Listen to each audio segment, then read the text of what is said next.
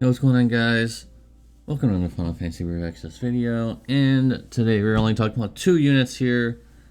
We're retracting one, and one is not even available right now, apparently. So we can't talk about Hayu because he's kind of he's in the game as a placeholder, but he's not actually in the actual game, like you can look at his stuff yet. Which is a little suspicious, and at the same time, I don't know how Global's going to handle this because this is really scummy. So basically, if you don't get a high rank, you can't get enough of his shards. You can get him. You can get the unit itself at lower brackets, but you need higher brackets to get more fragments. And these are not the usual dark vision enemies. They're very tanky so far. So I'm not looking forward to doing this, but I'll try. And Aphmao's crowns and buffs are a joke. There wasn't even worth mentioning. I can't believe they fumbled this bad. Like, they were doing pretty good recently with all the other ones, like Dark Rain and Cog, and the tag units. They were pretty good. And then they come to this, and then they don't even give her anything. It's not even worth mentioning at all. It's a joke. So I'm not making a side for not reviewing her. It's just a waste of time.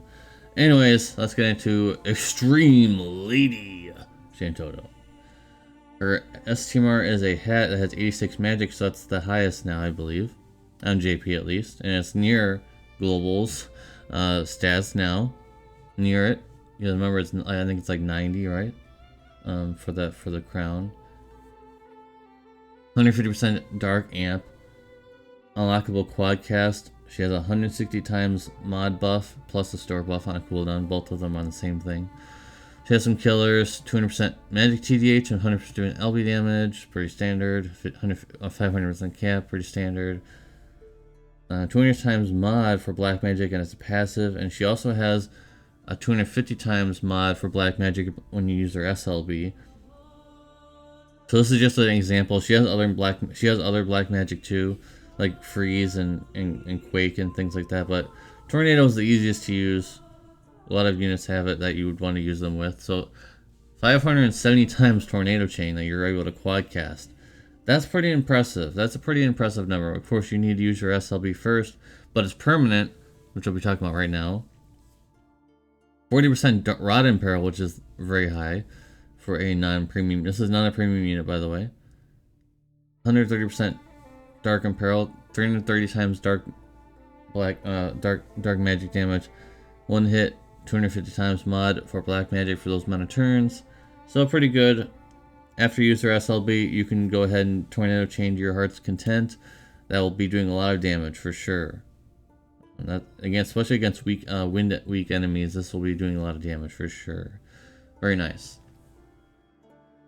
A TDH mage. When we just got Truduiled, and Truduiled just got buffed, so I'm not sure why they decided to do this. She'll probably still, I mean, she'll be hitting harder than Dark Rain, I think, which is pretty funny because he's a premium unit and he just got buffed. But it seems like the 8 times cap is locked to premium, like some certain premiums, like Rain is the first one to get it, of course. We don't know when the next one's going to be coming out that's going to have it. And she's stuck with TDH because she doesn't have any True Duel, unlike Dark Rain, who does have some. So she has to be TDH and that's it. But I'm pretty sure 2 of her wind chaining is going to be doing a lot of damage. Remember, it's 570 times per cast. So I'm going to go ahead and do some math in the morning here. So for just one of them, it's a 2,280 times mod when quad casted. If she had pentacast, that'd be insane, but she does have quad cast. That's an insane modifier, and that's only on one of them. And if you're adding both, it's going to be a lot more. That's pretty insane for tornado chaining, guys. I'm pretty sure it's going to be hitting pretty hard. So, with that being said, let's go ahead and reveal the score for Shantotto, the Neovision base version. 8.5 out of 10. I think that she's pretty good. She'll be good as a dark finisher, but she can also be a wind chainer. Or other black magic too, of course. The tornado is just, like I said, just an example of one of her highest mods that she has, but she has other things she can do too. That's why she's getting 8.5. She can't go any higher than that because she's not True Jeweled and she is not. She's not premium, so she has some limitations. Anyways, let's look at the other unit. Yeah, there is another unit on the banner. Lion. Just Lion. No fancy titles or anything.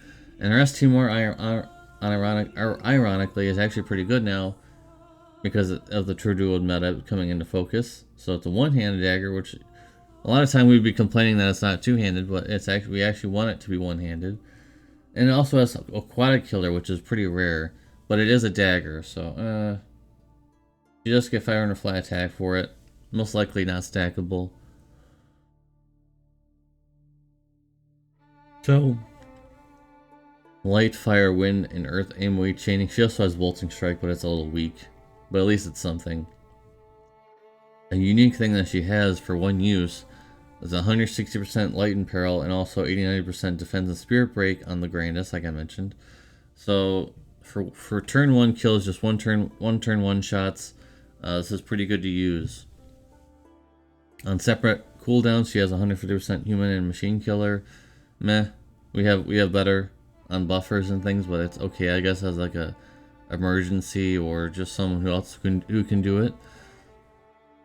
She has 3 stacks of Mirage on a cooldown, so I mean it's something in case you need it, and sometimes you do need it. Multiple killer, 600% cap. On our SLB, she has 40% dagger and peril, which is pretty high for a dagger and peril. 160% light and peril, 88% defense and spirit break. So she doesn't really have any high attack or magic breaks. 250 times light physical damage, 24 hits, so it's just a chainer. Let's get in some cons here. Only 100% trigger wield, which is the standard for these copy and paste edge type breaker type units that are trigger wield, and only 100% LB damage. So yeah, this is pretty much the same as all these other ones that have low numbers like this. She also has no LB mods up at all, like very much like Gilgamesh. He doesn't have anything either, I believe.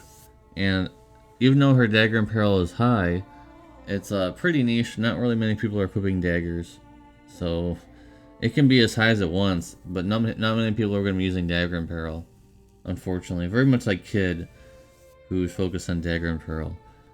Just there's way too many stronger weapons out there right now. So let's go ahead and reveal the score of Lion. 7 out of 10. Not a very strong damage dealer, not a very good breaker. But the one Grandis with the 160% light and peril and the breaks are pretty good. That enables a lot of one-turn kills on things and a lot of goofiness that you could use with that situation. So at least that's there. At least that saves her a little bit, but everything else is just kind of like whatever, in my opinion. So I'm gonna leave it there, guys. Thank you guys very much for watching. Appreciate you, and I hope to see you in the very next video. Peace.